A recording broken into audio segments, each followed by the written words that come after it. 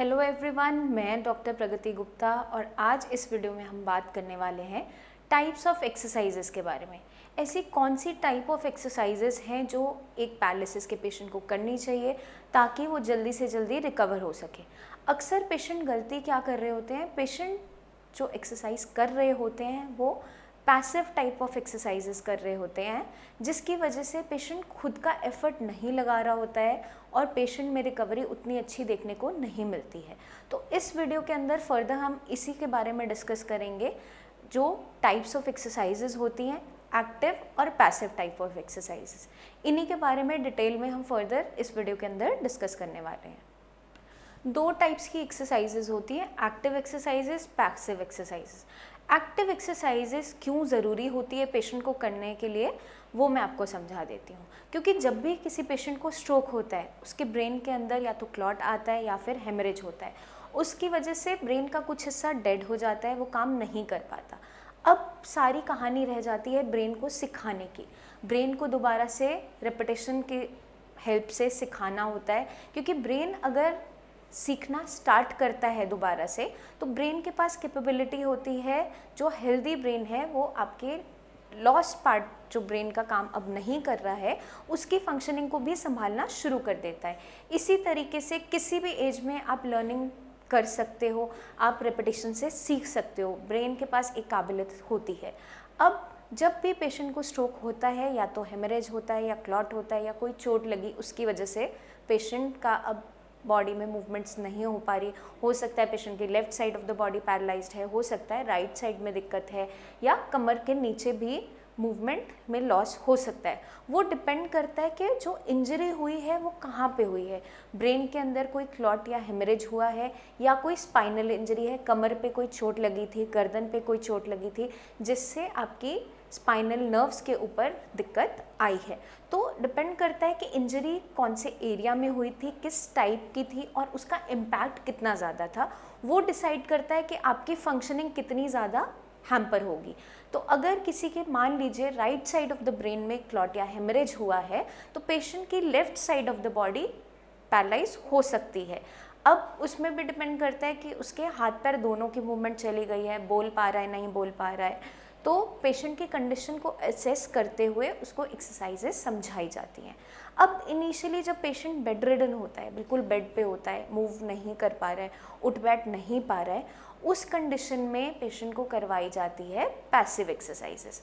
Passive exercises और active exercises में बहुत छोटा सा अंतर है।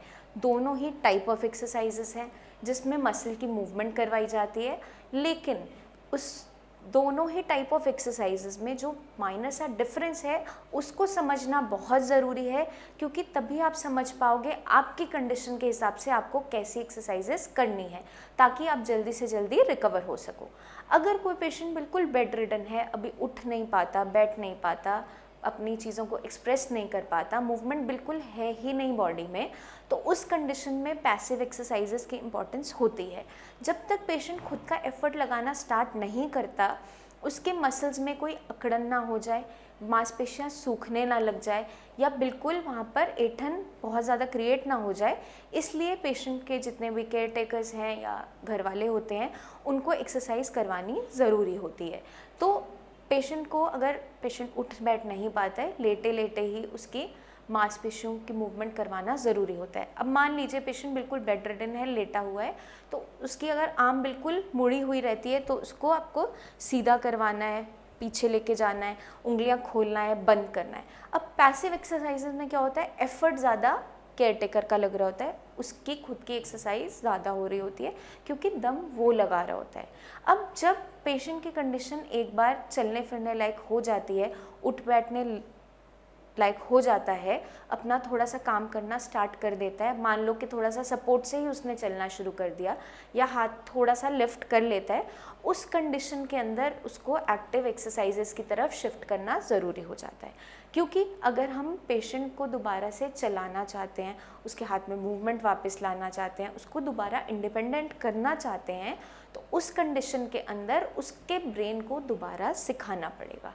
अब मान लो कोई पहले हाउसवाइफ थी और अब वो पैरालिसिस की पेशेंट हो चुकी है, उसका लेफ़्ट साइड बिल्कुल पैरालाइज हो गया है, कुछ मूवमेंट है अभी उसके हाथ के अंदर, थोड़ा सा लिफ्ट कर लेती है, उंगलियां हल्की खोल लेती है, बंद थोड़ी सी कर पाती है। तो उस कंडीशन में उससे दोबारा से वो काम हमें स्टार्ट करवाने हैं जो वो पहले कर रही होती थी। तो अगर कोई हाउसवाइफ है, मान लीजिए वो डस्टिंग करती थी, अपना घर का छोटा छोटा काम खुद से ही करती थी, तो उन्हें दोबारा से वही काम करवाना एक्सरसाइज के फॉर्म में हमें स्टार्ट करवाना होता है, क्योंकि ब्रेन को याद है किस तरीके से मैं ये काम करती थी। अब अगर मान लो डस्टिंग करना है तो हाथ में आप कपड़ा पकड़ सकते हो, उसको इस तरीके से मूव करवाओ। कुछ भी आपको अगर रोटी बेल रहे हो तो बेलन को पकड़ के मूवमेंट स्टार्ट करो एक हाथ की सपोर्ट से।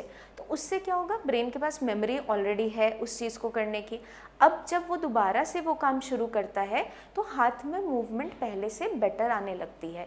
तो जब भी हम साई संजीवनी में ट्रीटमेंट आपका स्टार्ट करते हैं, ब्रेन के लिए जितना भी ट्रीटमेंट आपका स्टार्ट किया जाता है ताकि ब्रेन दोबारा से सिग्नल भेजना शुरू करे और हाथ पैर को चलाने के लिए कमांड दे, उसके साथ साथ अगर हम पेशेंट को एक्टिव एक्सरसाइजेस पे ले आते हैं, पेशेंट का खुद का एफर्ट लगवाते हैं, तो पेशेंट में रिकवरी बहुत अच्छी होनी स्टार्ट हो जाती है।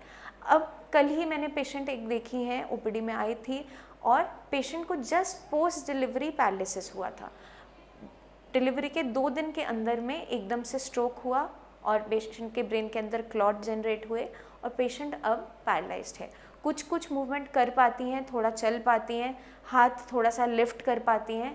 तो उन्हें मैंने यही रिकमेंड किया है कि आप अपनी एक्टिव एक्सरसाइजेस स्टार्ट कीजिए, क्योंकि हमारा जैसे ही हमने ट्रीटमेंट स्टार्ट किया है, खाने पीने में जो चेंजेस बताए गए हैं वो साथ में शुरू कर दिए हैं, पेशेंट को अच्छा हाई प्रोटीन पे रखा गया है, साथ में उनको एक्टिव एक्सरसाइजेस रिकमेंड किया है। अब उनके हस्बैंड जो एक्सरसाइजेस करवा रहे थे वो क्या कह रहे थे, मैम आपकी वीडियोस में हमने एक्सरसाइजेस देखी हम वही करवाते हैं।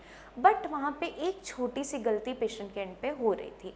अब पेशेंट के हस्बैंड क्या कर रहे थे, एक्सरसाइज तो वही करवा रहे थे जो हमने बताई है, लेकिन एफर्ट अपना लगवा रहे थे। अब पेशेंट को एल्बो से सपोर्ट करके वो मूवमेंट खुद से करवा रहे थे, जबकि मैंने जब उन्हें सिखाया और पेशेंट का मैंने खुद से देखा कि कितना हाथ में स्ट्रेंथ है, तो मैंने जब एल्बो पे वहाँ पे प्रेशर दिया और पेशेंट को बोला दम लगाने के लिए, तो पेशेंट खुद से अंदर और बाहर की तरफ ले जा पा रहा था। हमें जस्ट सिर्फ हल्का सा सपोर्ट रखना है, जोर के पकड़ के खुद से एक्सरसाइज नहीं करवानी है। जिस कंडीशन में पेशेंट खुद से एक्सरसाइज कर पा रहा है, हाथ को यहाँ से ग्रास्प करते हुए बस होल्ड करना है और बाहर की तरफ दम लगवाना है, अंदर की तरफ लेके आना है। आप जब भी ये प्रैक्टिस करोगे, पेशेंट से करवाओगे, आप क्या देखोगे, पेशेंट का खुद का एफर्ट ज़्यादा होगा और आपको दम कम लगाना पड़ेगा। तो जब भी हम इस तरीके की एक्सरसाइजेस पेशेंट को करवाते हैं, पेशेंट के अंदर रिकवरी बहुत अच्छी देखने को मिलती है, क्योंकि ब्रेन सीखता है। अब ये चीज़ आपको समझनी ज़रूरी है कि पैरालिसिस जो बीमारी है मांसपेशियों की बीमारी तो बिल्कुल नहीं है, क्योंकि मांसपेशियाँ आपकी पहले भी ठीक थी, कभी भी उनमें कोई अकड़न नहीं थी, ऐंठन नहीं थी, मूवमेंट पूरी थी, आप सब काम करते थे। अचानक से जब ब्रेन के अंदर क्लॉट आया, हेमरेज हुआ या आपको चोट लगी थी मान लीजिए, तब उसके बाद आपकी मूवमेंट में हिंड्रेंस आई है, तब आपकी मूवमेंट रिस्ट्रिक्ट हुई है। उससे पहले आप बिल्कुल नॉर्मल थे, हेल्दी थे। तो जब ये हाथ पैर की मूवमेंट में रिस्ट्रिक्शन हुई, रुक गया हाथ पैर चलना, तब जाके पेशेंट हर एक छोटे काम के लिए दूसरे पे डिपेंडेंट होता चला गया। लेकिन अब पेशेंट को हमें दोबारा रिकवर करवाना है। तो जब भी हम साई संजीवनी में आपका ट्रीटमेंट साथ में शुरू करते हैं, फोकस हमारा हमेशा यही रहता है कि पेशेंट को एक्टिव एक्सरसाइजेस की तरफ पुश किया जाए। पेशेंट खुद से दम लगा पा रहा होता है, लेकिन जब उसके घर वाले उसे सपोर्ट करना शुरू करते हैं तो पेशेंट क्या करता है, खुद से एफर्ट लगाना ही छोड़ देता है, क्योंकि उसे लगता है मुझे एक्सरसाइज करवाई तो जा रही है, वो अपना दम नहीं लगा रहा होता है। उस कंडीशन के अंदर पेशेंट में रिकवरी स्लो हो जाती है, क्योंकि मांसपेशियों की सिर्फ मूवमेंट करवाने से कभी भी इम्प्रूवमेंट नहीं आती है। ये आज आप अच्छे तरीके से समझ लो। हमें सिर्फ ब्रेन को ट्रेन करना है, दोबारा से सिखाना है, क्योंकि ब्रेन के अंदर जो नुकसान हो चुका है उसकी भरपाई हम कभी भी नहीं कर सकते, लेकिन जो ब्रेन हेल्दी है उसको ज़रूर सिखा सकते हैं, ताकि आपकी दोबारा से फंक्शनिंग को वो वापस ले आए। और वो सीखेगा कैसे, रेपिटेशन से। रेपिटेशन से, बार बार सिखाने से ब्रेन के पास काबिलियत होती है सीखने की, बस हमें उसको मौका देना है। तो मेडिसिन की मदद से, डाइट की मदद से और एक्टिव एक्सरसाइजेस की मदद से पेशेंट बहुत अच्छा रिकवर कर जाता है। अब मान लीजिए किसी का हाथ सिर तक चला जाता है, तो उससे आप क्या एक्सरसाइज करवाओगे? उसे बोलो फिंगर टिप्स पे हल्का सा ऑयल लो और इस तरीके से जैसे मालिश करते हैं उसको मूव करें, क्लॉकवाइज एंटी क्लॉकवाइज। इस तरीके से पेशेंट के ब्रेन के अंदर कहीं ना कहीं मेमोरी थी कि पहले मैं किस तरह से हेड मसाज करता था, करती थी, तो पेशेंट का ब्रेन दोबारा से सीखना शुरू करता है। अब मान लो पेशेंट को छोटा छोटा सामान उठाने में परेशानी हो रही है, तो उसके पास कॉइन्स आप रख दीजिए, फिंगर फाइन मूवमेंट्स के लिए कॉइन्स को ग्रैस्प करके साइड पे रखना, दोबारा से उसे पकड़ के फिर से साइड पे रखना, वापस रखना। तो इसमें हम क्या करवा रहे हैं, आप जहाँ भी समझोगे थोड़ा क्लियरली उसे डीप स्टडी करोगे, तो जो भी हमारा फोकस है, हमारा फोकस एक्सरसाइज का उस टाइप ऑफ एक्सरसाइज का है जो एक एक्टिविटी के फॉर्म में है। ब्रेन ताकि सीखे, ब्रेन को हमें सिखाना है, जैसे हम छोटे बच्चों को सिखाते हैं, बच्चों के रिंग वाले टॉयज आते हैं, उठा के साइड रखना है, डालना है, उसके अंदर क्या किया जाता है, बच्चे क्या करते हैं, रेपिटेशन करते हैं, बार बार रिपीट करके वो सीख जाते हैं, उनका ब्रेन बहुत अच्छे से ट्रेन हो जाता है। तो पैरालिसिस के पेशेंट के साथ भी यही एक परेशानी दोबारा से आ जाती है, जिसको हम सॉल्व कर सकते हैं रेपिटेशन की मदद से। बार बार उन चीज़ों को करवाने के लिए जो हमें पेशेंट से दोबारा करवानी है, वो मदद करती है पेशेंट को रिकवर करवाने में। अब मान लीजिए आपको नॉर्मल अपनी लाइफ में वापस आना है, अपना वॉक करना है, चलना फिरना है, तो पेशेंट को अगर आप उसी तरीके से वॉक करवाओगे, उसे चलाते रहोगे, उसका ब्रेन दोबारा से चलना सीख जाएगा, क्योंकि वो कमांड भेजना शुरू करेगा। आप थोड़ा सा एफर्ट लगवाओगे पेशेंट को चलाने में, आपको थोड़ा सा सपोर्ट करना पड़ेगा इनिशियली, अगर पेशेंट अकेले नहीं चल पाता है, क्योंकि पेशेंट अगर बैठा रहता है, कोई भी एक्सरसाइज ट्रीटमेंट के साथ नहीं करता है, उसकी रिकवरी स्लो हो जाती है। मेडिसिन अपना काम कर रही हैं ब्रेन पे, ब्रेन से सिग्नल दोबारा भेज रही है, लेकिन आपके मसल्स रेडी ही नहीं है उसको रिसीव करने के लिए, क्योंकि मसल्स के अंदर ऐंठन ही इतनी ज़्यादा है। तो मसल्स के अंदर अगर ऐंठन बहुत ज़्यादा हो रही है पेशेंट के अंदर, वहाँ पे आप लाइट हैंड से मसाज करोगे। मान लो फिंगर्स बिल्कुल क्लोज रहती हैं, तो आप पहले उसको पूरा सीधा करोगे, फ्रंट पोजीशन में उसको लाए करोगे, नीचे से ऊपर की तरफ हल्के हाथ से सिर्फ ऑयल अप्लाई करोगे। ऑयल अप्लाई करने का बस एक छोटा सा पर्पस है, ऐंठन को दूर करना और थोड़ा सर्कुलेशन को इम्प्रूव करना, इसके अलावा उसका कोई पर्पस नहीं है। क्योंकि अगर ब्रेन के अंदर परेशानी है तो मालिश करने से क्या ब्रेन ठीक हो जाएगा? नहीं, लेकिन मांसपेशियों में अकड़न ना आए, सर्कुलेशन आपकी अच्छी बनी रहे, इसलिए एडवाइस किया जाता है कि लाइट हैंड से मसाज आपको करनी है, बहुत जेंटली करनी है, दबा के मालिश नहीं करनी है, क्योंकि पेशेंट के अंदर सेंसरी लॉस देखने को मिलता है, उसकी स्किन पे सेंसेशन नहीं होती है, और उसकी वजह से क्या देखने को मिलता है, ठंडा गर्म महसूस नहीं हो पाता, उसको दबाव का भी पता नहीं चलता कि कितना प्रेशर डाल रहे हो। अब उस कंडीशन में अगर आप पेशेंट की दबा दबा के मालिश करोगे तो नुकसान क्या होगा, उसकी जो बोन्स हैं अगर वो वीक हैं, वहाँ पे फ्रैक्चर भी हो सकता है। तो कभी भी ज़ोर के दबा के मालिश नहीं करनी है, जस्ट लाइट हैंड से जेंटली ऑयल को अप्लाई करना है नीचे से ऊपर की डायरेक्शन में। अगर किसी को कंधे में दर्द रहता है तो सर्कुलर मोशन में लाइट हैंड से मसाज करके वहाँ पे थोड़ी सी सिकाई करके उनको हल्की हल्की मूवमेंट करवाने के लिए बोलना है। तो इस तरीके से पेशेंट की अकड़न में आराम आ जाता है और पेन में भी आराम मिल जाता है, और पेशेंट की बॉडी में थोड़ी फ्लेक्सिबिलिटी आ जाती है एक्सरसाइज करने की। खुद से पेशेंट खुद से एफर्ट लगाना शुरू कर देता है, खुद से वो कोशिश करने लग जाता है, क्योंकि मांसपेशियाँ थोड़ी फ्लेक्सिबल होने लगती हैं।